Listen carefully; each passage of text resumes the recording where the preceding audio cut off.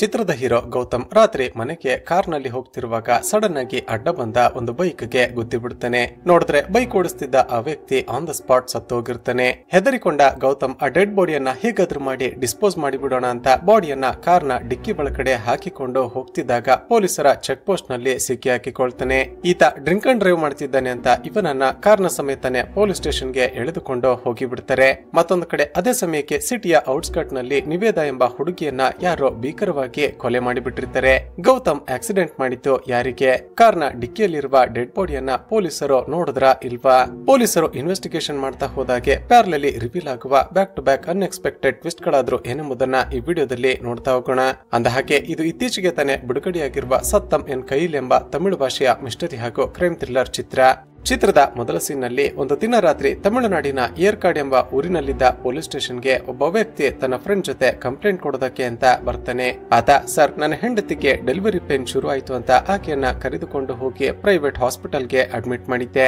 ಆದ್ರೆ ಆ ಹಾಸ್ಪಿಟಲ್ ನವರು ಸರಿಯಾಗಿ ಟ್ರೀಟ್ಮೆಂಟ್ ಕೊಡದ ಕಾರಣ ನನ್ನ ಮಗು ಹೊಟ್ಟೆಯಲ್ಲೇ ಸತ್ತು ಹೋಯ್ತು. ಸರ್, ಇದಕ್ಕೆಲ್ಲ ಕಾರಣ ಹಾಸ್ಪಿಟಲ್ ನವರ ಬೇಜವಾಬ್ದಾರಿ. ಅವರ ವಿರುದ್ಧ ನಾನು ಕಂಪ್ಲೇಂಟ್ ಕೊಡ್ತಾ ಇದ್ದೀನಿ. ದಯವಿಟ್ಟು ಅವರಿಗೆ ತಕ್ಕ ಶಿಕ್ಷೆ ಆಗುವ ಹಾಗೆ ಮಾಡಿ ಅಂತ ಅಳುತ್ತಾ ಹೇಳ್ತಾನೆ. ಆದ್ರೆ ಶಾಕಿಂಗ್ ಈ ಕಾನ್ಸ್ಟೇಬಲ್ ಪಕ್ಕಕ್ಕೆ ಬಂದು ಆ ಪ್ರೈವೇಟ್ ಹಾಸ್ಪಿಟಲ್ ನ ಮ್ಯಾನೇಜರ್ ಗೆ ಕಾಲ್ ಮಾಡಿ ನಿಮ್ಮ ಹಾಸ್ಪಿಟಲ್ ವಿರುದ್ಧ ಒಬ್ಬ ವ್ಯಕ್ತಿ ಕಂಪ್ಲೇಂಟ್ ಕೊಡೋದಕ್ಕೆ ಬಂದಿದ್ದಾನೆ ಅಂತ ಇನ್ಫಾರ್ಮ್ ಮಾಡಿಬಿಡ್ತಾನೆ. ಅದಕ್ಕೆ ಆ ಮ್ಯಾನೇಜರ್, ಸರ್, ನಮ್ಮ ಹಾಸ್ಪಿಟಲ್ ಸ್ಟಾಫ್ ಕಡೆಯಿಂದ ತಪ್ಪಾಗಿ ಹೋಗಿದೆ. ನೀವು ಹೇಳಿದಷ್ಟು ದುಡ್ಡನ್ನ ಕೊಡ್ತೀವಿ. ಈ ಕೇಸ್ ಹೊರಗಡೆ ಬಾರದ ಹಾಗೆ ನೀವೇ ಮುಚ್ಚಿ ಹಾಕಿ ಬಿಡಿ ಅಂತ ಲಂಚದ ಆಸೆ ತೋರಿಸ್ತಾನೆ. ನಂತರ ಈ ಕಾನ್ಸ್ಟೇಬಲ್ ASI ಭಾಷಾ ಬಳಿ ಹೋಗಿ ಈ ಕೇಸ್ ನ ಬಗ್ಗೆ ಇನ್ಫಾರ್ಮ್ ಮಾಡ್ತಾನೆ. ಸ್ನೇಹಿತರೆ, ಈ ಆಫೀಸರ್ ಭಾಷಾ ತುಂಬಾನೇ ಆರೋಗ್ಯಂಟ್ ಹಾಗೂ ತುಂಬಾನೇ ಕೋಪಿಷ್ಟನಾಗಿರ್ತಾನೆ. ಈತ ಲಾಠಿಯನ್ನ ತೆಗೆದುಕೊಂಡು ಬಂದು ಹಾಸ್ಪಿಟಲ್ ನ ವಿರುದ್ಧ ಕಂಪ್ಲೇಂಟ್ ಕೊಡೋದಕ್ಕೆ ಬಂದಿದ್ದ ಆ ಇಬ್ಬರಿಗೂ ಸರಿಯಾಗಿ ಹೊಡೆದು ಬಿಡ್ತಾನೆ. ಆ ಹಾಸ್ಪಿಟಲ್ ನವರು ಕೊಡ್ತಿರುವ ದುಡ್ಡನ್ನ ಈಸ್ಕೊಂಡು ಪೊಲೀಸು ಕಂಪ್ಲೇಂಟ್ ಕೋರ್ಟು ಅಂತ ಓಡಾಡದೆ ಸುಮ್ನೆ ಮನೆಯಲ್ಲಿದ್ರೆ ನಿನಗೇನೆ ಒಳ್ಳೇದು, ಇಲ್ಲಾಂದ್ರೆ ನಿನ್ನ ಮಗು ಹೇಗೆ ಸತ್ತೋಯ್ತೋ ಅದೇ ರೀತಿ ನಿನ್ನ ಹೆಂಡತಿಯನ್ನ ಕೂಡ ಕಳೆದುಕೊಳ್ಳಬೇಕಾಗುತ್ತೆ ಅಂತ ಥ್ರೆಟನ್ ಮಾಡ್ತಾನೆ. ಇಲ್ಲಿಗೆ ಸೀನ್ ಕಟ್ ಹಾಕಿ ನಂತರದ ಸೀನ್ ನಲ್ಲಿ ಚಿತ್ರದ ಹೀರೋ ಗೌತಮ್ ನನ್ನ ನೋಡ್ತೀವಿ. ಗೌತಮ್ ತುಂಬಾನೇ ಟೆನ್ಷನ್ ನಲ್ಲಿ ತನ್ನ ಕಾರನ್ನ ಡ್ರೈವ್ ಮಾಡ್ತಾ ರಾತ್ರಿ ಎಲ್ಲಿಗೋ ಹೋಗ್ತಿದ್ದಾಗ ಇವನ ತಾಯಿ ಕಾಲ್ ಮಾಡ್ತಾಳೆ. ಗೌತಮ್, ಇಷ್ಟೊತ್ತಾದ್ರೂ ಎಲ್ಲಿದ್ಯಾ, ಬೇಗ ಮನೆಗೆ ಬಾ ಅಂತ ಹೇಳ್ತಾಳೆ. ಅದಕ್ಕೆ ಈತ, ಅಮ್ಮ, ಇಲ್ಲೇ ಹತ್ತಿರದಲ್ಲೇ ಇದ್ದೀನಿ, ಇನ್ನೇನು ಸ್ವಲ್ಪ ಹೊತ್ತಲ್ಲೇ ಬರ್ತೀನಿ ಅಂತ ಹೇಳ್ತಾನೆ. ಆದ್ರೆ ಇವನ ಧ್ವನಿಯನ್ನ ಕೇಳಿಸಿಕೊಂಡ ಇವನ ತಾಯಿ, ನಿನ್ನ ಮಾತುಗಳನ್ನ ಕೇಳ್ತಿದ್ರೆ ಏನೋ ಟೆನ್ಷನ್ ಅಲ್ಲಿ ಇದೆಯಾ ಅನ್ಸುತ್ತೆ, ಏನಾಯ್ತು ಅಂತ ವಿಚಾರಿಸ್ತಾಳೆ. ಆದ್ರೆ ಈತ ಮಾತ್ರ, ನಿನಗೆ ಆಮೇಲೆ ಕಾಲ್ ಮಾಡ್ತೀನಿ, ನಾನೀಗ ಡ್ರೈವಿಂಗ್ ಮಾಡ್ತಾ ಇದ್ದೀನಿ ಅಂತ ಹೇಳಿ ಕಾಲ್ ಕಟ್ ಮಾಡಿ ಬಿಡ್ತಾನೆ. ಅಲ್ಲಿಂದ ಸ್ವಲ್ಪ ಮುಂದೆ ಬರ್ತಿದ್ದಾಗ ಸಡನ್ ಆಗಿ ಅಡ್ಡ ಬಂದ ಒಂದು ಬೈಕ್ ಗೆ ಗುದ್ದಿ ಆಕ್ಸಿಡೆಂಟ್ ಮಾಡಿಬಿಡ್ತಾನೆ. ಹೆದರಿಕೊಂಡ ಗೌತಮ್ ತಕ್ಷಣ ಕೆಳಗಡೆ ಇಳಿದು ಹೋಗಿ ನೋಡಿದ್ರೆ ಆ ಹುಡುಗ ಆನ್ ದ ಸ್ಪಾಟ್ ಸತ್ತು ಹೋಗಿರ್ತಾನೆ. ಇದನ್ನ ನೋಡಿದ ಗೌತಮ್ನ ಕೈಕಾಲುಗಳು ನಡುಗೋದಕ್ಕೆ ಶುರುವಾಗುತ್ತವೆ. ಈಗೇನ್ ಮಾಡೋದು ಅಂತ ಯೋಚನೆ ಮಾಡಿದ ಗೌತಮ್ ತಕ್ಷಣವೇ ಆ ಹುಡುಗನ ಡೆಡ್ ಬಾಡಿಯನ್ನ ತಂದು ತನ್ನ ಕಾರಿನ ಡಿಕ್ಕಿ ಒಳಗಡೆ ಹಾಕಿಕೊಳ್ತಾನೆ. ಆ ಹುಡುಗನ ಬೈಕ್ ಅನ್ನ ರಸ್ತೆ ಪಕ್ಕದಲ್ಲಿ ಯಾರಿಗೂ ಕಾಣದ ಹಾಗೆ ತಳ್ಳಿಬಿಡ್ತಾನೆ. ಯಾರಿಗೂ ಗೊತ್ತಾಗದ ಹಾಗೆ ಈ ಡೆಡ್ ಬಾಡಿಯನ್ನ ಡಿಸ್ಪೋಸ್ ಮಾಡಿಬಿಡೋಣ ಅಂತ ಅರ್ಜೆಂಟ್ ನಲ್ಲಿ ಕಾರ್ ಸ್ಟಾರ್ಟ್ ಮಾಡ್ಕೊಂಡು ಅಲ್ಲಿಂದ ಹೊರಡ್ತಾನೆ. ಆದ್ರೆ ಅಲ್ಲಿಂದ ಹೊರಡುವ ಬರದಲ್ಲಿ ಆ ಹುಡುಗನ ಚಪ್ಪಲಿಯನ್ನ ಅಲ್ಲೇ ಬೀಳಿಸಿಕೊಂಡು ಹೊರಟು ಹೋಗ್ತಾನೆ. ಸಿಟಿಯಿಂದ ತುಂಬಾ ದೂರ ಬಂದ ನಂತರ ಗೌತಮ್ ಯಾರು ಇಲ್ಲದ ಜಾಗವನ್ನ ನೋಡಿ ಕಾರನ್ನ ಸ್ಟಾಪ್ ಮಾಡ್ತಾನೆ. ತಕ್ಷಣವೇ ಕೆಳಗಡೆ ಇಳಿದು ಡಿಕ್ಕಿಯನ್ನ ಓಪನ್ ಮಾಡೋದಕ್ಕೆ ನೋಡಿದ್ರೆ ಎಷ್ಟೇ ಟ್ರೈ ಮಾಡಿದ್ರು ಕೂಡ ಡಿಕ್ಕಿ ಓಪನ್ ಆಗೋದಿಲ್ಲ. ಅದೇ ಸಮಯಕ್ಕೆ ಸರಿಯಾಗಿ ಅಲ್ಲೇ ಹತ್ತಿರದಲ್ಲಿ ವಾಸ ಮಾಡ್ತಿದ್ದ ಒಬ್ಬ ವ್ಯಕ್ತಿ ಅಲ್ಲೇ ಪಾಸ್ ಆಗ್ತಿರ್ತಾನೆ. ಇಷ್ಟೊತ್ತಲ್ಲಿ ಅದು ಕೂಡ ಸಿಟಿಯಿಂದ ಇಷ್ಟು ದೂರದಲ್ಲಿ ಕಾರನ್ನ ಪಾರ್ಕ್ ಮಾಡ್ಕೊಂಡು ನಿಂತಿರುವ ಇವನನ್ನ ನೋಡಿದ ಆ ವ್ಯಕ್ತಿಗೆ ಅನುಮಾನ ಬರುತ್ತೆ. ಹತ್ತಿರ ಬಂದು ನೋಡಿದಾಗ ಗೌತಮ್ನ ಶರ್ಟ್ ಮೇಲೆ ರಕ್ತದ ಕಲೆಯಾಗಿರುತ್ತೆ. ಯಾರ್ ನೀವು, ಇಷ್ಟೊತ್ತಲ್ಲಿ ಇಲ್ಲೇನ್ ಮಾಡ್ತಿದ್ದೀರಾ ಅಂತ ವಿಚಾರಿಸ್ತಾನೆ.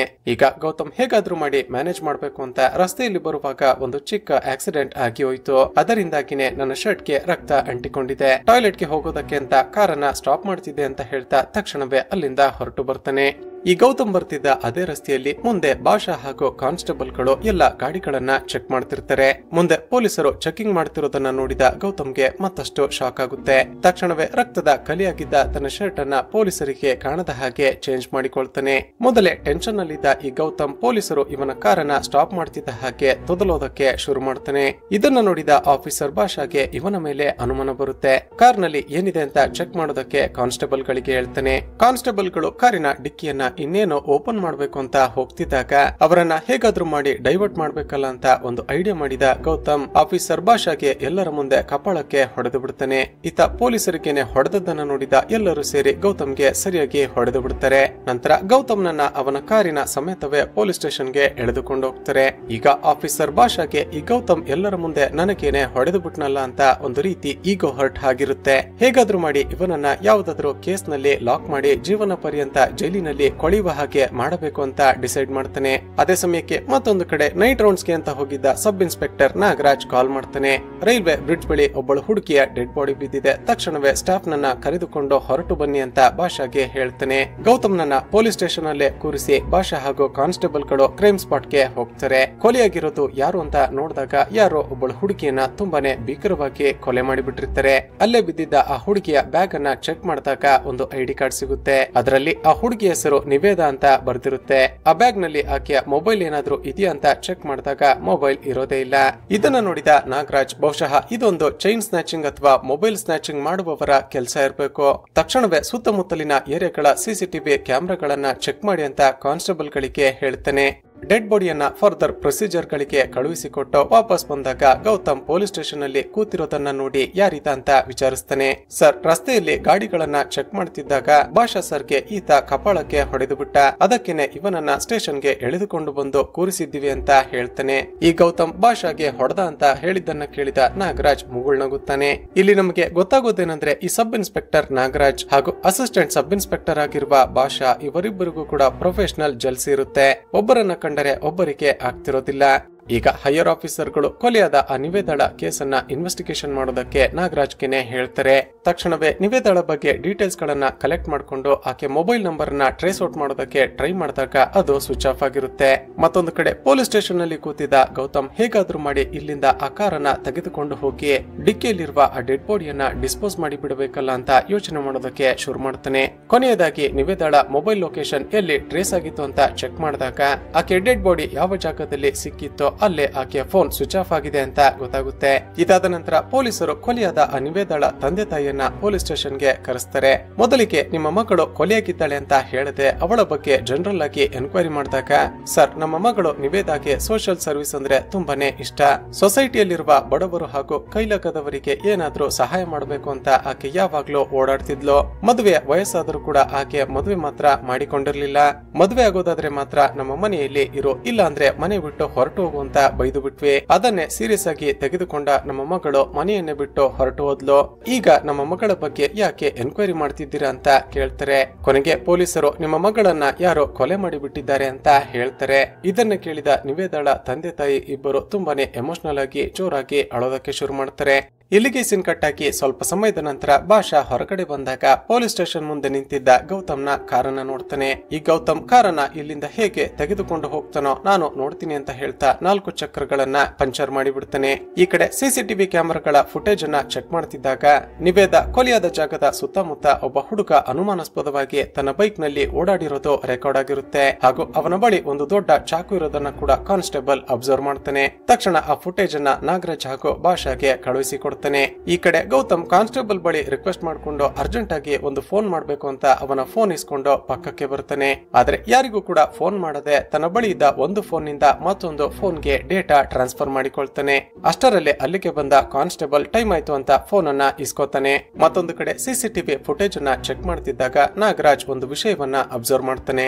ಆ ಬೈಕ್ ನಲ್ಲಿ ಅನುಮಾನಾಸ್ಪದವಾಗಿ ಓಡಾಡ್ತಿದ್ದ ಆ ಹುಡುಗ ಒಂದು ರಸ್ತೆಗೆ ಎಂಟ್ರಿ ಆಗಿರೋದೇನೋ ಸಿಸಿಟಿವಿ ಕ್ಯಾಮೆರಾದಲ್ಲಿ ರೆಕಾರ್ಡ್ ಆಗಿರುತ್ತೆ. ಆದ್ರೆ ಅಲ್ಲಿಂದ ಮುಂದೆ ಸುಮಾರು 2 ಕಿಲೋಮೀಟರ್ಗಳ ನಂತರ ಮತ್ತೊಂದು ಸಿಸಿಟಿವಿ ಕ್ಯಾಮೆರಾ ಇರುತ್ತೆ. ಆದ್ರೆ ಅಲ್ಲಿ ಮಾತ್ರ ಆತ ಎಕ್ಸಿಟ್ ಆಗಿರೋದು ರೆಕಾರ್ಡ್ ಆಗಿರೋದಿಲ್ಲ. ಇದರ ಅರ್ಥ ಆ ಹುಡುಗ ರಸ್ತೆ ಮಧ್ಯದಲ್ಲೇ ತನ್ನ ರೂಟ್ ಅನ್ನ ಚೇಂಜ್ ಮಾಡಿರಬಹುದು ಅಥವಾ ಅಷ್ಟರಲ್ಲೇ ಅವನಿಗೇನೋ ಆಗಿರಬಹುದು ಅಂತ ಅಂದುಕೊಂಡು ತಕ್ಷಣವೇ ಆ ಜಾಗಕ್ಕೆ ಹೋಗಿ ಸರ್ಚ್ ಮಾಡಿ ಅಂತ ಕಾನ್ಸ್ಟೇಬಲ್ ಅನ್ನ ಕಳುಹಿಸಿಕೊಡ್ತಾನೆ. ಆಫೀಸರ್ ನಾಗರಾಜ್ ಹೇಳಿದಂತೆ ಅಲ್ಲಿಗೆ ಬಂದ ಕಾನ್ಸ್ಟೇಬಲ್ ಎಲ್ಲ ಕಡೆ ಹುಡುಕೋದಕ್ಕೆ ಶುರು ಮಾಡ್ತಾನೆ. ಆಗ ಈ ಹಿಂದೆ ಗೌತಮ್ ತನ್ನ ಕಾರನ್ನ ಸ್ಟಾಪ್ ಮಾಡಿದಾಗ ಅವನ ಬಳಿ ಒಬ್ಬ ವ್ಯಕ್ತಿ ಬಂದಿದ್ದ ಅಲ್ವಾ, ಆತ ಅಲ್ಲೇ ಇರ್ತಾನೆ. ಬ್ಲಾಕ್ ಕಲರ್ ಜಾಕೆಟ್ ಅನ್ನ ಹಾಕೊಂಡು ಒಬ್ಬ ಹುಡುಗ ಬೈಕ್ ನಲ್ಲಿ ಹೋಗ್ತಿರೋದನ್ನ ನೋಡ್ದ ಅಂತ ಅವನ ಫೋಟೋವನ್ನ ತೋರಿಸ್ತಾನೆ. ಆ ಫೋಟೋ ನೋಡಿದ ಆ ವ್ಯಕ್ತಿ, ಸರ್, ಈತ ಇದೇ ಊರಿನ ಬಾಲು ಸರ್ ಅಂತ ಹೇಳ್ತಾನೆ. ಸರಿ ಅಂತ ಆ ಕಾನ್ಸ್ಟೇಬಲ್ ಕಾನ್ಸ್ಟೇಬಲ್ ಅದೇ ರಸ್ತೆಯಲ್ಲಿ ಮುಂದೆ ಬಂದಾಗ ಗೌತಮ್ ಬಾಲುನ ಡೆಡ್ ಬಾಡಿಯನ್ನ ಹಾಕಿಕೊಂಡು ಹೋಗುವ ಬರದಲ್ಲಿ ಚಪ್ಪಲಿಯನ್ನ ಬೀಳಿಸಿ ಹೋಗಿದ್ದ ಅಲ್ಪ. ಅದು ಕಾನ್ಸ್ಟೇಬಲ್ಗೆ ಸಿಗುತ್ತೆ. ಈ ಕಡೆ ನಾಗರಾಜ್ಗೆ ಅನುಮಾನಾಸ್ಪದವಾಗಿ ಬೈಕ್ ನಲ್ಲಿ ಓಡಾಡ್ತಿದ್ದು ಬಾಲು ಅಂತ ಗೊತ್ತಾಗಿ ಅವನ ಅಡ್ರೆಸ್ ಅನ್ನ ಪತ್ತೆ ಹಚ್ಚಿ ಅವನ ಮಗು ಹಾಗೂ ಹೆಂಡತಿಯನ್ನ ಪೊಲೀಸ್ ಸ್ಟೇಷನ್ಗೆ ಕರೆದುಕೊಂಡು ಬರ್ತಾರೆ. ಹೇಳೋ, ನಿನ್ನ ಗಂಡ ಈಗ ಎಲ್ಲಿದ್ದಾನೆ? ಒಬ್ಬಳು ಹುಡುಗಿಯನ್ನ ಬರ್ಬರವಾಗಿ ಕೊಲೆ ಮಾಡಿ ತಪ್ಪಿಸಿಕೊಂಡು ಓಡಾಡ್ತಿದ್ದಾನೆ ಅಂತ ಹೇಳುತ್ತಿರುವಾಗಲೇ ಕಾನ್ಸ್ಟೇಬಲ್ ಆ ಚಪ್ಪಲಿಯನ್ನ ತೆಗೆದುಕೊಂಡು ಬಂದು ತೋರಿಸ್ತಾನೆ. ಆ ಚಪ್ಪಲಿಯನ್ನ ನೋಡಿದ ಬಾಲುನ ಮಗ ಅದು ತನ್ನ ತಂದೆಯ ಚಪ್ಪಲಿನೇ ಅಂತ ಗುರುತು ಹಿಡಿತಾನೆ. ಇದನ್ನ ಕೇಳಿದ ಪೊಲೀಸರಿಗೆ ಶಾಕ್ ಆಗುತ್ತೆ. ತಕ್ಷಣವೇ ಕಾನ್ಸ್ಟೇಬಲ್ಗೆ ಆ ಚಪ್ಪಲಿ ಸಿಕ್ಕಿದ್ದ ಜಾಗಕ್ಕೆ ಹೋಗಿ ಸೂಕ್ಷ್ಮವಾಗಿ ಅಬ್ಸರ್ವ್ ಮಾಡಿದಾಗ ನಾಗರಾಜ್ಗೆ ಎಲ್ಲ ಅರ್ಥ ಆಗುತ್ತೆ. ಆ ಬಾಲು ನಿವೇದಾಳನ್ನ ಕೊಲೆ ಮಾಡಿ ಬೈಕ್ ನಲ್ಲಿ ಇದೇ ರಸ್ತೆಯಲ್ಲಿ ಹೋಗ್ತಿದ್ದಾಗ ಅವನಿಗೆ ಆಕ್ಸಿಡೆಂಟ್ ಆಗಿದೆ. ಬಹುಶಃ ಆಕ್ಸಿಡೆಂಟ್ ನಲ್ಲಿ ಆತ ಆನ್ ದ ಸ್ಪಾಟ್ ಸತ್ತು ಹೋಗಿರಬಹುದು. ಆದ್ರೆ ಬಾಲುನ ಡೆಡ್ ಬಾಡಿ ಎಲ್ಲಿದೆ ಅಂತ ಯೋಚನೆ ಮಾಡ್ತಿದ್ದಾಗ ರಸ್ತೆ ಪಕ್ಕದಲ್ಲಿ ಕಾರಿನ ಹೆಡ್ ಲೈಟ್ ನ ಗ್ಲಾಸ್ ಗಳು ಒಡೆದು ಬಿದ್ದಿರೋದನ್ನ ನೋಡ್ತಾನೆ. ಆ ಗ್ಲಾಸ್ ನ ಪೀಸ್ ಗಳನ್ನ ನೋಡಿದ ನಾಗರಾಜ್ಗೆ ಮತ್ತಷ್ಟು ಕ್ಲಾರಿಟಿ ಸಿಗುತ್ತೆ. ಹಾಗಾದ್ರೆ ಬಾಲುಗೆ ಆಕ್ಸಿಡೆಂಟ್ ಮಾಡಿರೋದು ಒಂದು ಕಾರ್ ಅಂತ ಅರ್ಥ ಆಗುತ್ತೆ. ತಕ್ಷಣ ಎಲ್ಲ ಪೊಲೀಸ್ ಸ್ಟೇಷನ್ ಗಳಿಗೆ ಕಾಲ್ ಮಾಡಿ ಒಂದು ಕಾರ್ ಬೈಕರ್ ಗೆ ಗುದ್ದಿ ಎಸ್ಕೇಪ್ ಆಗಿದೆ. ಆ ಕಾರಿನ ಹೆಡ್ ಲೈಟ್ ಒಡೆದಿದೆ. ಆ ರೀತಿಯ ಕಾರ್ ಎಲ್ಲೇ ಕಂಡು ಬಂದ್ರು ಕೂಡ ತಕ್ಷಣವೇ ಅರೆಸ್ಟ್ ಮಾಡಿ ಅಂತ ಹೇಳ್ತಾನೆ. ಪೊಲೀಸ್ ಸ್ಟೇಷನ್ ನಲ್ಲಿ ಕೂತಿದ್ದ ಗೌತಮ್ ಇದನ್ನ ಕೇಳಿಸಿಕೊಂಡು ಮತ್ತಷ್ಟು ಹೆದರ್ತಾನೆ. ಸ್ಟೇಷನ್ ಮುಂದೆ ನಿಂತಿರುವ ತನ್ನ ಕಾರಿನ ಹೆಡ್ ಲೈಟ್ ಅನ್ನ ನೋಡಿದ್ರೆ ಖಂಡಿತ ನಾನೇ ಆಕ್ಸಿಡೆಂಟ್ ಮಾಡಿರೋದು ಅಂತ ಗೊತ್ತಾಗಿ ಬಿಡುತ್ತೆ. ಈಗೇನ್ ಮಾಡೋದು ಅಂತ ಯೋಚನೆ ಮಾಡ್ತಿದ್ದಾಗ ಒಂದು ಐಡಿಯಾ ಬರುತ್ತೆ. ತಕ್ಷಣ ಹೊರಗಡೆ ಹೋಗಿ ಅಲ್ಲೇ ಬಿದ್ದಿದ್ದ ಒಂದು ರಾಡ್ ಅನ್ನ ತೆಗೆದುಕೊಂಡು ತನ್ನ ಕಾರಿನ ಗ್ಲಾಸ್ ಗಳನ್ನ ಹಾಗೂ ಹೆಡ್ ಲೈಟ್ ಗಳನ್ನ ಒಡೆಯೋದಕ್ಕೆ ಶುರು ಮಾಡ್ತಾನೆ. ಇದನ್ನ ನೋಡಿದ ಕಾನ್ಸ್ಟೇಬಲ್ ಗಳು ತಕ್ಷಣ ಹೊರಗಡೆ ಓಡಿ ಬಂದು ಇವನನ್ನ ತಡಿತಾರೆ. ಏನಾಗಿದೆ ನಿನಗೆ? ನಿನ್ನ ಕಾರಿನ ಗ್ಲಾಸ್ ಗಳನ್ನ ಯಾಕೆ ಹೊಡಿತಿದ್ಯಾ ಅಂತ ಕೇಳ್ತಾರೆ. ಸರ್, ನಾನು ಎಷ್ಟೊತ್ತಿಂದ ಇದೇ ಪೊಲೀಸ್ ಸ್ಟೇಷನ್ ನಲ್ಲಿ ಕೂತಿದ್ದೀನಿ, ನನ್ನನ್ನ ಹೋಗೋದಕ್ಕೆ ಬಿಡಿ, ಇಲ್ಲಾಂದ್ರೆ ಈ ಕಾರಿಗೆ ಬೆಂಕಿ ಹಚ್ಚಿ ಬಿಡ್ತೀನಿ ಅಂತ ನಾಟಕ ಮಾಡ್ತಾನೆ. ಕಾನ್ಸ್ಟೇಬಲ್ ಗಳು ಮತ್ತೆ ಗೌತಮ್ನನ್ನ ಎಳೆದುಕೊಂಡು ಹೋಗಿ ಸ್ಟೇಷನ್ ಒಳಗಡೆ ಕೂರಿಸ್ತಾರೆ. ಸ್ವಲ್ಪ ಸಮಯದ ನಂತರ ನಾಗರಾಜ್ ಪೊಲೀಸ್ ಸ್ಟೇಷನ್ಗೆ ವಾಪಸ್ ಬರ್ತಾನೆ. ಅಷ್ಟೊತ್ತಿಂದ ಈ ಗೌತಮ್ ಅಲ್ಲೇ ಕೂತಿರೋದನ್ನ ನೋಡಿ ಇವನನ್ನ ಬಿಟ್ಟು ಕಳಿಸಿ ಅಂತ ಕಾನ್ಸ್ಟೇಬಲ್ ಗಳಿಗೆ ಹೇಳ್ತಾನೆ. ಆದ್ರೆ ಆ ಕಾನ್ಸ್ಟೇಬಲ್ ಗೌತಮ್ನನ್ನ ಬಿಟ್ಟು ಕಳಿಸೋದಕ್ಕೆ 25,000 ಲಂಚ ಡಿಮ್ಯಾಂಡ್ ಮಾಡ್ತಾನೆ. ಸರ್, ನನ್ನ ಬಳಿ ಸದ್ಯಕ್ಕೆ ದುಡ್ಡಿಲ್ಲ, ಮನೆಗೆ ಹೋಗಿ ತಂದು ಕೊಡ್ತೀನಿ ಅಂತ ಹೇಳ್ತಾನೆ. ಆದ್ರೆ ಕಾನ್ಸ್ಟೇಬಲ್ ಅದೆಲ್ಲ ಆಗೋದಿಲ್ಲ, ಇಲ್ಲೇ ಹತ್ತಿರದಲ್ಲೇ ATM ಇದೆ, ಹೋಗಿ ದುಡ್ಡನ್ನ ವಿತ್ಡ್ರಾ ಮಾಡ್ಕೊಂಡು ಬಾ ಅಂತ ಕಾರಿನ ಕೀಯನ್ನ ಕೊಡ್ತಾನೆ. ಇದನ್ನ ನೋಡಿದ ಗೌತಮ್ಗೆ ತುಂಬಾನೇ ಖುಷಿಯಾಗುತ್ತೆ. ಸದ್ಯ ಇಲ್ಲಿಂದ ಹೊರಟು ಹೋದ್ರೆ ಸಾಕು ಅಂತ ಕಾರ್ನ ಬಳಿ ಬಂದು ನೋಡಿದ್ರೆ ಕಾರಿನ 4 ಚಕ್ರಗಳು ಕೂಡ ಪಂಚರ್ ಆಗಿರುತ್ತವೆ. ಹೀಗೋ ಮಾಡಿ ಪಂಚರ್ ಆಗಿರುವ ಆ ಚಕ್ರದಲ್ಲೇ ಇಲ್ಲಿಂದ ಹೊರಟು ಹೋಗೋಣ ಅಂತ ನೋಡ್ತಿದ್ದಾಗ ಕಾನ್ಸ್ಟೇಬಲ್ ಬಂದು ಪಂಚರ್ ಆಗಿರುವ ಕಾರ್ ನಲ್ಲಿ ಹೇಗೆ ಹೋಗ್ತೀಯಾ, ತಗೋ ನನ್ನ ಗಾಡಿಗೆ, ಬೇಗ ಹೋಗಿ ದುಡ್ಡನ್ನ ವಿತ್ಡ್ರಾ ಮಾಡ್ಕೊಂಡು ಬಾ ಅಂತ ತನ್ನ ಗಾಡಿಯ ಬೀಗವನ್ನ ಕೊಡ್ತಾನೆ. ಈಗ ಗೌತಮ್ಗೆ ಬೇರೆ ದಾರಿ ಇಲ್ಲದೆ ಸರಿ ಅಂತ ಅದೇ ಗಾಡಿಯಲ್ಲಿ ATM ಗೆ ಹೋಗಿ ದುಡ್ಡನ್ನ ವಿತ್ಡ್ರಾ ಮಾಡ್ಕೊಂಡು ಹೊರಗಡೆ ಬರ್ತಾನೆ. ನಂತರ ತನ್ನ ಬಳಿ ಇದ್ದ ಫೋನ್ ಅನ್ನ ಸ್ವಿಚ್ ಆನ್ ಮಾಡಿದಾಗ ಶಾಕಿಂಗ್ಲಿ ಫೋನ್ ನ ವಾಲ್ ಪೇಪರ್ ನಲ್ಲಿ ನಿವೇದಾಳ ಫೋಟೋ ಇರೋದನ್ನ ನಾವು ನೋಡ್ತೀವಿ. ಫೋನ್ ಅನ್ನ ಸ್ವಿಚ್ ಆನ್ ಮಾಡ್ತಿದ್ದ ಹಾಗೆ ಸೈಬರ್ ಕ್ರೈಮ್ ಡಿಪಾರ್ಟ್ಮೆಂಟ್ ನವರಿಗೆ ಮೊಬೈಲ್ ಲೊಕೇಶನ್ ಡಿಟೆಕ್ಟ್ ಆಗುತ್ತೆ. ತಕ್ಷಣವೇ ನಾಗರಾಜ್ಗೆ ಕಾಲ್ ಮಾಡಿ, ಸರ್, ನಿವೇದಾಳ ಮೊಬೈಲ್ ಸ್ವಿಚ್ ಆನ್ ಆಗಿದೆ. ಆದ್ರೆ ಆಶ್ಚರ್ಯ ಏನಂದ್ರೆ ಆ ಮೊಬೈಲ್ ಇರುವ ವ್ಯಕ್ತಿ ನಿಮ್ಮ ಪೊಲೀಸ್ ಸ್ಟೇಷನ್ ಕಡೆಗೇನೆ ಬರ್ತಿದ್ದಾನೆ ಅಂತ ಹೇಳ್ತಾನೆ. ತಕ್ಷಣ ಸ್ಟೇಷನ್ ನಿಂದ ಹೊರಗಡೆ ಬಂದ ನಾಗರಾಜ್ ಆ ಫೋನ್ ನಮ್ಮ ಪೊಲೀಸ್ ಸ್ಟೇಷನ್ ಬಳಿ ಬರೋದಕ್ಕೆ ಹೇಗೆ ಸಾಧ್ಯ ಅಂತ ವೇಟ್ ಮಾಡ್ತಿದ್ದಾಗ ಗೌತಮ್ ಕಾನ್ಸ್ಟೇಬಲ್ ನ ಗಾಡಿಯಲ್ಲಿ ಪೊಲೀಸ್ ಸ್ಟೇಷನ್ ಗೆ ಬರ್ತಿರೋದನ್ನ ನೋಡ್ತಾನೆ. ಇದನ್ನ ನೋಡಿದ ನಾಗರಾಜ್ಗೆ ಶಾಕ್ ಆಗುತ್ತೆ. ಗೌತಮ್ ಸ್ಟೇಷನ್ ಗೆ ಬರ್ತಿದ್ದ ಹಾಗೆ ಅವನನ್ನ ಒಳಗಡೆ ಕರೆದುಕೊಂಡು ಹೋಗಿ ಕೈಗಳಿಗೆ ಹ್ಯಾಂಡ್ ಕಫ್ ಮಾಡ್ತಾನೆ. ನಂತರ ಸ್ಟೇಷನ್ ನಲ್ಲಿದ್ದ ಕಾನ್ಸ್ಟೇಬಲ್ ಗಳಿಗೆ ಒಂದೊಂದು ಕೆಲಸವನ್ನ ಹೇಳಿ ಎಲ್ಲರೂ ಹೊರಗಡೆ ಹೋಗುವ ಹಾಗೆ ಮಾಡ್ತಾನೆ. ನಂತರ ಒಂದು ದೊಡ್ಡ ಲಾರಿಯನ್ನ ಪೊಲೀಸ್ ಸ್ಟೇಷನ್ ಗೆ ಕರೆಸಿ ಗೌತಮ್ನ ಕಾರ್ನ ಮುಂದೆ ತಂದು ಪಾರ್ಕ್ ಮಾಡ್ತಾನೆ. ಇದರಿಂದ CCTV ಕ್ಯಾಮೆರಾದಲ್ಲಿ ಗೌತಮ್ನ ಕಾರ್ ಕವರ್ ಆಗದ ಹಾಗೆ ಆಗಿಬಿಡುತ್ತೆ. ಆಗ ಹೋಗಿ ಗೌತಮ್ನ ಕಾರ್ನ ಡಿಕ್ಕಿಯನ್ನ ಓಪನ್ ಮಾಡಿ ನೋಡಿದಾಗ ಡೆಡ್ ಬಾಡಿ ಇರೋದನ್ನ ನೋಡಿದ ನಾಗರಾಜ್ಗೆ ಒಂದೇ ಸಾರಿ ಶಾಕ್ ಆಗಿ ಹೋಗುತ್ತೆ. ತಕ್ಷಣ ಒಳಗಡೆ ಬಂದು, ನೀನೇ ತಾನೇ ಆ ಬಾಲುನನ್ನ ಕೊಲೆ ಮಾಡಿರೋದು, ಡೆಡ್ ಬಾಡಿಯನ್ನ ಇಟ್ಕೊಂಡು ನಮ್ಮ ಸ್ಟೇಷನ್ ಗೆನೆ ಬಂದಿದ್ಯಾ ಅಂದ್ರೆ ನಿನಗೆ ಎಷ್ಟು ಧೈರ್ಯ ಇರಬೇಕು ಅಂತ ಹೊಡೆಯೋದಕ್ಕೆ ಹೋಗ್ತೇನೆ. ಅದಕ್ಕೆ ಗೌತಮ್, ಸರ್, ನಾನು ಬೇಕು ಅಂತ ಮಾಡ್ಲಿಲ್ಲ, ರಸ್ತೆಯಲ್ಲಿ ನನ್ನ ಪಾಡಿಗೆ ನಾನು ಬರ್ತಿದ್ದಾಗ ಅವನೇ ಸಡನ್ ಆಗಿ ಅಡ್ಡ ಬಂದು ಆಕ್ಸಿಡೆಂಟ್ ಆಗಿ ಸತ್ತು ಹೋದ. ಹೀಗಾದ್ರೂ ಮಾಡಿ ಡೆಡ್ ಬಾಡಿಯನ್ನ ಡಿಸ್ಪೋಸ್ ಮಾಡ್ಬೇಕು ಅಂತ ನೋಡ್ತಿದ್ದಾಗ ನಿಮ್ಮ ಪೊಲೀಸರು ನನ್ನನ್ನ ಎಳೆದುಕೊಂಡು ಬಂದ್ರು ಸರ್ ಅಂತ ಹೇಳ್ತೇನೆ.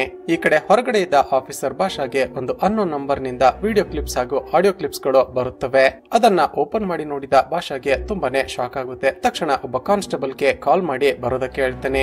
ಈ ಕಡೆ ಸ್ಟೇಷನ್ ನಲ್ಲಿ ನಾಗರಾಜ್ ಗೌತಮ್ನನ್ನ ಸೆಲ್ಗೆ ಹಾಕ್ತಾನೆ. ಕಾನ್ಸ್ಟೇಬಲ್ ಗೆ ಬೆಳಿಗ್ಗೆ ಮೀಡಿಯಾದವರನ್ನ ಕರೆಸೋ ನಿವೇದಾಳ ಕೇಸ್ ಬಗ್ಗೆ ಒಂದು ಪ್ರೆಸ್ ಮೀಟ್ ಅನ್ನ ಮಾಡ್ಬೇಕು ಅಂತ ಹೇಳ್ತಾನೆ.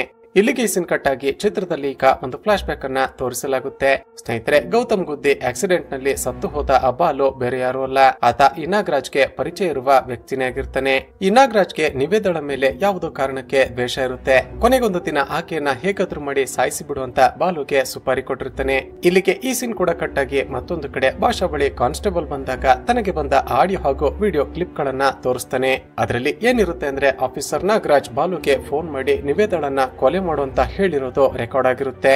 ಮರುದಿನ ಬೆಳಿಗ್ಗೆ ಭಾಷಾ ಪೊಲೀಸ್ ಸ್ಟೇಷನ್ ಗೆ ಬಂದಾಗ ಹೈಯರ್ ಆಫೀಸರ್ ಗಳು ಹಾಗೂ ನಾಗರಾಜ್ ಸೇರಿ ಒಂದು ಪ್ರೆಸ್ ಮೀಟ್ ಅನ್ನ ಮಾಡ್ತಿರ್ತಾರೆ. ಸೀದಾ ಒಳಗಡೆ ಹೋದ ಭಾಷಾ ಸಿಸಿಟಿವಿ ಕ್ಯಾಮೆರಾವನ್ನ ಚೆಕ್ ಮಾಡಿದಾಗ ನಾಗರಾಜ್ ಗೌತಮ್ನ ಕಾರಿನ ಮುಂದೆ ಒಂದು ದೊಡ್ಡ ಲಾರಿಯನ್ನ ಅಡ್ಡ ನಿಲ್ಲಿಸಿ ಕವರ್ ಅಪ್ ಮಾಡಿರೋದನ್ನ ಅಬ್ಸರ್ವ್ ಮಾಡ್ತಾನೆ. ಹೊರಗಡೆ ಆಫೀಸರ್ ನಾಗರಾಜ್ ನಿವೇದಳನ್ನ ಕೊಲೆ ಮಾಡಿರೋದು ಈ ಗೌತಮಿ ಅಂತ ಆ ಕೊಲೆಯನ್ನ ಅವನ ಮೇಲೆ ಹಾಕಿ ಬಿಡ್ತಾನೆ.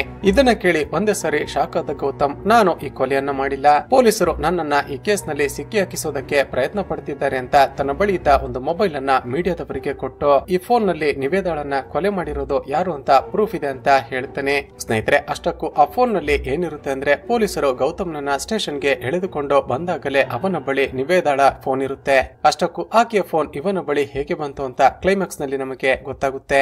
ನಂತರ ಕಾನ್ಸ್ಟೇಬಲ್ ಗೆ ತಾನೊಂದು ಫೋನ್ ಮಾಡ್ಬೇಕು ಅಂತ ಪಕ್ಕಕ್ಕೆ ಬಂದಾಗ ಬಾಲು ನಿವೇದಳ ಫೋಟೋಸ್ ಗಳನ್ನ ತನ್ನ ಮೊಬೈಲ್ ಗೆ ಟ್ರಾನ್ಸ್ಫರ್ ಮಾಡಿಕೊಂಡು ಆಕೆಯ ಒಂದು ಫೋಟೋವನ್ನ ತನ್ನ ಮೊಬೈಲ್ ನ ವಾಲ್ ಪೇಪರ್ ಗೆ ಹಾಕಿಕೊಳ್ತಾನೆ. ಯಾಕಂದ್ರೆ ಯಾರಾದ್ರೂ ಆ ಮೊಬೈಲ್ ಅನ್ನ ನೋಡಿದಾಗ ಅದು ನಿವೇದಳ ಫೋನ್ ಅಂತ ಅನ್ನಿಸ್ಬೇಕು ಅಂತ. ಹೇಗಿದ್ರು ಇವನ ಬಳಿ ಬಾಲುನ ಫೋನ್ ಕೂಡ ಇರುತ್ತೆ ಅಲ್ವಾ. ನಾಗರಾಜ್ ನಿನ್ನ ಫೋನ್ ಅನ್ನ ಹ್ಯಾಂಡ್ ಓವರ್ ಮಾಡು ಅಂತ ಕೇಳಿದಾಗ ಈತ ತನ್ನ ಫೋನ್ ಅನ್ನ ಕೊಟ್ಟು ಬಿಟ್ಟಿರ್ತಾನೆ. ಆ ಫೋನ್ ನ ವಾಲ್ ಪೇಪರ್ ನಲ್ಲಿ ನಿವೇದಳ ಫೋಟೋ ಇದ್ದದನ್ನ ನೋಡಿದ ನಾಗರಾಜ್ಗೆ ಇದು ಆಕೆಯ ಫೋನ್ ಇರಬೇಕು ಅಂತ ಅನಿಸಿರುತ್ತೆ. ನಂತರ ಕಾನ್ಸ್ಟೇಬಲ್ ಗೆ ಗೊತ್ತಾಗದ ಹಾಗೆ ಬಾಲುನ ಫೋನ್ ನಲ್ಲಿ ರೆಕಾರ್ಡ್ ಆಗಿದ್ದ ನಾಗರಾಜ್ ಹಾಗೂ ಆತ ಮಾತನಾಡಿದ ವಾಯ್ಸ್ ರೆಕಾರ್ಡಿಂಗ್ ಗಳನ್ನ ಭಾಷಾಗೆ ಸೆಂಡ್ ಮಾಡಿದ್ದು ಕೂಡ ಈ ಗೌತಮೆ.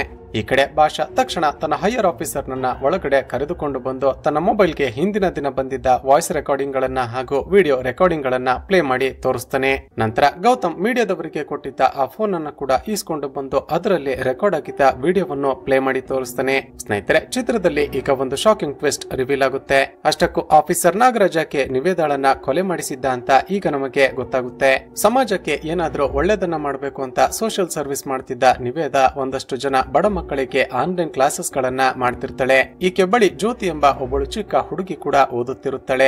ಜ್ಯೋತಿ ಪಾಠ ಕೇಳ್ತಾ ಆಟವಾಡ್ತಿದ್ದಾಗ ತನ್ನ ಕೈಯಲ್ಲಿದ್ದ ಗೊಂಬೆ ಮನೆಯ ಮುಂದೆ ಇದ್ದ ರಸ್ತೆಗೆ ಹೋಗಿ ಬಿದ್ದು ಬಿಡುತ್ತೆ. ಈ ಚಿಕ್ಕ ಹುಡುಗಿ ಜ್ಯೋತಿ ರಸ್ತೆಯಲ್ಲಿ ಯಾವುದಾದ್ರೂ ಗಾಡಿಗಳು ಬರ್ತಿದ್ಯಾ ಅನ್ನೋದನ್ನ ಕೂಡ ನೋಡದೆ ಆ ಗೊಂಬೆಯನ್ನ ತೆಗೆದುಕೊಳ್ಳೋದಕ್ಕೆ ರಸ್ತೆಗೆ ಹೋಗಿ ಬಿಡ್ತಾಳೆ. ಅದೇ ಸಮಯಕ್ಕೆ ಕುಡಿದು ಫುಲ್ ಟೈಟ್ ಆಗಿ ತನ್ನ ಕಾರ್ ನಲ್ಲಿ ಬರ್ತಿದ್ದ ಆಫೀಸರ್ ನಾಗರಾಜ್ ಜ್ಯೋತಿ ರಸ್ತೆಯಲ್ಲಿ ನಿಂತಿರೋದನ್ನ ಕೂಡ ನೋಡದೆ ಆಕೆಗೆ ಆಕ್ಸಿಡೆಂಟ್ ಮಾಡಿ ಸಾಯಿಸಿ ಬಿಟ್ಟಿರ್ತಾನೆ. ತಮ್ಮ ಮಗಳು ಆಕ್ಸಿಡೆಂಟ್ ನಲ್ಲಿ ಸತ್ತೋಗಿದ್ದನ್ನ ನೋಡಿದ ಜ್ಯೋತಿಯ ತಂದೆ ತಾಯಿ ತಕ್ಷಣ ಹೊರಗಡೆ ಓಡಿ ಬಂದು ಜೋರಾಗಿ ಕೂಗಾಡೋದಕ್ಕೆ ಶುರು ಮಾಡ್ತಾರೆ. ಆದ್ರೆ ಇದನ್ನ ಹೇಗಾದ್ರೂ ಮಾಡಿ ಮುಚ್ಚಿ ಹಾಕಬೇಕು ಅಂತ ನಾಗರಾಜ್ ವಾಪಸ್ ಅವರಿಗೇನೆ ಈ ವಿಷಯವನ್ನ ಹೊರಗಡೆ ಯಾರಿಗಾದ್ರೂ ಹೇಳಿದ್ರೆ ನಿಮ್ಮ ಇನ್ನೊಬ್ಬಳು ಮಗಳನ್ನ ಕೂಡ ಸಾಯಿಸಿ ಬಿಡ್ತೀನಿ, ಈ ಆಕ್ಸಿಡೆಂಟ್ ನ ವಿಷಯ ಯಾರಿಗೂ ಕೂಡ ಗೊತ್ತಾಗೋ ಹಾಗಿಲ್ಲ ಅಂತ ಅವರಿಗೇನೆ ಧಮಕಿ ಹಾಕ್ತಾನೆ. ಆದ್ರೆ ಆನ್ಲೈನ್ ಕ್ಲಾಸಸ್ ಅನ್ನ ವಿಡಿಯೋ ರೆಕಾರ್ಡಿಂಗ್ ಮೂಲಕ ಮಾಡ್ತಿದ್ದ ನಿವೇದ ಇದೆಲ್ಲವನ್ನ ನೋಡಿಬಿಟ್ಟಿರ್ತಾಳೆ ಹಾಗೂ ಪ್ರತಿಯೊಂದು ವಿಷಯವೂ ಕೂಡ ವಿಡಿಯೋ ರೆಕಾರ್ಡ್ ಆಗಿರುತ್ತೆ. ನಿವೇದ ಜ್ಯೋತಿಯ ಸಾವಿಗೆ ನ್ಯಾಯವನ್ನ ಕೊಡಿಸಬೇಕು ಅಂತ ಎಸ್ಪಿ ಬಳಿ ಹೋಗಿ ಕಂಪ್ಲೇಂಟ್ ಮಾಡೋದಕ್ಕೆ ನಿರ್ಧಾರ ಮಾಡ್ತಾಳೆ. ಆದ್ರೆ ಈ ವಿಷಯ ನಾಗರಾಜ್ಗೆ ಗೊತ್ತಾಗಿ ನಿವೇದಳನ್ನ ಕೊಲೆ ಮಾಡೋದಕ್ಕೆ ಬಾಲುಗೆ ಸುಪಾರಿ ಕೊಟ್ಟಿರ್ತಾನೆ. ಇಲ್ಲಿಗೆ ಸೀನ್ ಕಟ್ ಆಗಿ ಕತೆ ಈಗ ಪ್ರೆಸೆಂಟ್ ಗೆ ಬರುತ್ತೆ. ಈಗ ಗೌತಮ್ ನಾಗರಾಜ್ ಬಳಿ ಬಂದಾಗ ಮತ್ತೊಂದು ಶಾಕಿಂಗ್ ಟ್ವಿಸ್ಟ್ ಅನ್ನ ರಿವೀಲ್ ಮಾಡ್ತಾನೆ. ನಾನು ಬೈ ಆಕ್ಸಿಡೆಂಟ್ಲಿ ಬಾಲುಗೆ ಗುದ್ದಿ ಆತ ಸತ್ತು ಹೋದ ಅಂತ ಅಂದುಕೊಂಡಿದ್ಯಾ? ನಾನೇ ಅವನಿಗೆ ಬೇಕು ಅಂತ ಆಕ್ಸಿಡೆಂಟ್ ಮಾಡಿ ಸಾಯಿಸಿದ್ದು. ನಂತರ ನಿಮ್ಮ ಪೊಲೀಸರು ನನ್ನನ್ನ ಅರೆಸ್ಟ್ ಮಾಡಿಕೊಂಡು ಪೊಲೀಸ್ ಸ್ಟೇಷನ್ ಗೆ ಕರೆದುಕೊಂಡು ಬರುವ ಹಾಗೆ ಮಾಡಿದ್ದು ಕೂಡ ನಾನೇನೆ. ಇವರಿಬ್ಬರು ಹೀಗೆ ಒಳಗಡೆ ಮಾತನಾಡ್ತಿದ್ದಾಗ ಮೀಡಿಯಾದವರು ಪೊಲೀಸ್ ಸ್ಟೇಷನ್ ನಲ್ಲಿ ನಡೆದ ಎಲ್ಲ ಘಟನೆಗಳನ್ನ ಲೈವ್ ಟೆಲಿಕಾಸ್ಟ್ ಮಾಡಿಬಿಡ್ತಾರೆ. ಇದನ್ನ ನೋಡಿದ ಎಸ್ಪಿ ತಕ್ಷಣ ನಾಗರಾಜ್ ಹಾಗೂ ಭಾಷಾನ ಹೈಯರ್ ಆಫೀಸರ್ ಗೆ ಕಾಲ್ ಮಾಡಿ ಅಷ್ಟಕ್ಕೂ ಅಲ್ಲಿ ನಡೀತಿದೆ, ನಿಜವಾದ ಕ್ರಿಮಿನಲ್ ಆಫೀಸರ್ ನಾಗರಾಜ್, ಮೊದಲು ಅವನನ್ನ ಅರೆಸ್ಟ್ ಮಾಡಿ ಜೈಲಿಗೆ ಕಳುಹಿಸಿ ಅಂತ ಬೈದು ಬಿಡ್ತಾರೆ. ತಕ್ಷಣವೇ ಹೈಯರ್ ಆಫೀಸರ್ ನಾಗರಾಜ್ನನ್ನ ಎಳೆದುಕೊಂಡು ಹೋಗಿ ಸೆಲ್ಗೆ ಹಾಕಿ ಬಿಡ್ತಾನೆ. ನಂತರ ಇನ್ನು ಕೂಡ ಅಲ್ಲೇ ಇದ್ದ ಗೌತಮ್ನನ್ನ ನೋಡಿದ ಆ ಹೈಯರ್ ಆಫೀಸರ್ ಇವನನ್ನ ಬಿಟ್ಟು ಕಳಿಸಿ ಅಂತ ಭಾಷಾಗೆ ಹೇಳ್ತಾನೆ. ಸರಿ ಅಂತ ಗೌತಮ್ ತನ್ನ ಮನೆಗೆ ವಾಪಸ್ ಬಂದಾಗ ಚಿತ್ರದ ಮತ್ತೊಂದು ಅಲ್ಟಿಮೇಟ್ ಟ್ವಿಸ್ಟ್ ರಿವೀಲ್ ಆಗುತ್ತೆ. ಸ್ನೇಹಿತರೆ, ಕೊಲೆಯಾದ ಆ ನಿವೇದ ಬೇರೆ ಯಾರು ಅಲ್ಲ, ಆಕೆ ಈ ಗೌತಮ್ನ ತಂಗಿನೇ. ಆಫೀಸರ್ ನಾಗರಾಜ್ ನಿವೇದಾಗೆ ಆಗಾಗ ಕಾಲ್ ಮಾಡಿ ಜ್ಯೋತಿಯ ಆಕ್ಸಿಡೆಂಟ್ ನ ವಿಡಿಯೋವನ್ನ ಹ್ಯಾಂಡ್ ಓವರ್ ಮಾಡಿಬಿಡು ಅಂತ ಟಾರ್ಚರ್ ಮಾಡ್ತಿರ್ತಾನೆ. ಇದೇ ವಿಷಯವನ್ನ ನಿವೇದ ಬೆಂಗಳೂರಿನಲ್ಲಿ ಕೆಲಸ ಮಾಡ್ತಿದ್ದ ತನ್ನ ಅಣ್ಣ ಗೌತಮ್ಗೆ ಹೇಳಿರ್ತಾಳೆ.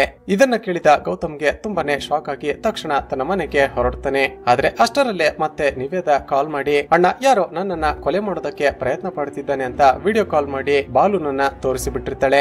ಅಷ್ಟರಲ್ಲೇ ಹಿಂದಿನಿಂದ ಬಂದ ಬಾಲು ನಿವೇದಾಗೆ ಭೀಕರವಾಗಿ ಹೊಡೆದು ಸಾಯಿಸಿ ಬಿಟ್ಟಿರ್ತಾನೆ. ಆದ್ರೆ ಅಷ್ಟರಲ್ಲಾಗಲೇ ಇದೆಲ್ಲ ಕೂಡ ಗೌತಮ್ನ ವಿಡಿಯೋ ಕಾಲ್ ನಲ್ಲಿ ರೆಕಾರ್ಡ್ ಆಗಿರುತ್ತೆ. ಇದೆಲ್ಲವನ್ನ ವಿಡಿಯೋ ಕಾಲ್ ನಲ್ಲಿ ನೋಡಿದ ಗೌತಮ್ಗೆ ತನ್ನ ತಂಗಿಯನ್ನ ಕಾಪಾಡೋದಕ್ಕೆ ಆಗ್ಲಿಲ್ವಲ್ಲ ಅಂತ ತುಂಬಾನೇ ಕೋಪ ಹಾಗೂ ದುಃಖ ಎರಡೂ ಆಗುತ್ತೆ. ನಂತರ ಆ ವಿಡಿಯೋ ಕಾಲ್ ನಲ್ಲಿ ಬಾಲು ಯಾವ ರಸ್ತೆಯಲ್ಲಿ ಹೋದ ಅಂತ ರೆಕಾರ್ಡ್ ಆಗಿರುತ್ತೋ ಅದೇ ರಸ್ತೆಗೆ ಬಂದು ಕಾಯ್ತಾ ನಿಂತಿದ್ದಾಗ ಬಾಲು ಬೈಕ್ ನಲ್ಲಿ ಅಲ್ಲಿಗೆ ಬರ್ತಾನೆ. ಬಾಲು ಬೈಕ್ ನಲ್ಲಿ ಆ ರಸ್ತೆಗೆ ಬರ್ತಿದ್ದ ಹಾಗೆ ತನ್ನ ಕಾರ್ ನಲ್ಲಿ ಗುದ್ದಿ ಅವನನ್ನ ಆಕ್ಸಿಡೆಂಟ್ ಮಾಡಿ ಸಾಯಿಸಿ ಬಿಡ್ತಾನೆ. ನಂತರ ಅವನ ಫೋನ್ ಅನ್ನ ತೆಗೆದುಕೊಂಡು ಚೆಕ್ ಮಾಡಿದಾಗ ನಾಗರಾಜ್ ಜೊತೆ ಆತ ಮಾತನಾಡಿರುವ ಆಡಿಯೋ ರೆಕಾರ್ಡಿಂಗ್ಸ್ ಗಳು ಸಿಗುತ್ತವೆ. ಅಲ್ಲಿಂದ ಮುಂದೆ ಏನಾಯ್ತು ಅಂತ ಚಿತ್ರದಲ್ಲಿ ಈಗಾಗಲೇ ನಾನು ಎಕ್ಸ್ಪ್ಲೇನ್ ಮಾಡಿದ್ದೀನಿ. ಚಿತ್ರದ ಕ್ಲೈಮ್ಯಾಕ್ಸ್ ನಲ್ಲಿ ಗೌತಮ್ ತನ್ನ ತಂಗಿಗೆ ಅಂತಿಮ ಸಂಸ್ಕಾರವನ್ನ ಮಾಡ್ತಾನೆ ಹಾಗೂ ಇಲ್ಲಿಗೆ ಈ ಚಿತ್ರ ಮುಕ್ತಾಯವಾಗುತ್ತೆ. ಸ್ನೇಹಿತರೆ, ಚಿತ್ರದ ಕತೆ ಇಷ್ಟವಾಗಿದ್ರೆ ಈ ವಿಡಿಯೋಗೆ ಒಂದು ಲೈಕ್ ಮಾಡಿ ಶೇರ್ ಮಾಡೋದನ್ನ ಮರೆಯಬೇಡಿ. ಇದೇ ರೀತಿಯ ವಿಡಿಯೋಸ್ಗಾಗಿ ಈ ಚಾನೆಲ್ ಅನ್ನ ಸಬ್ಸ್ಕ್ರೈಬ್ ಮಾಡಿಕೊಂಡು ಪಕ್ಕದಲ್ಲೇ ಇರುವ ಬೆಲ್ ಐಕಾನ್ ಅನ್ನ ಕ್ಲಿಕ್ ಮಾಡಿ.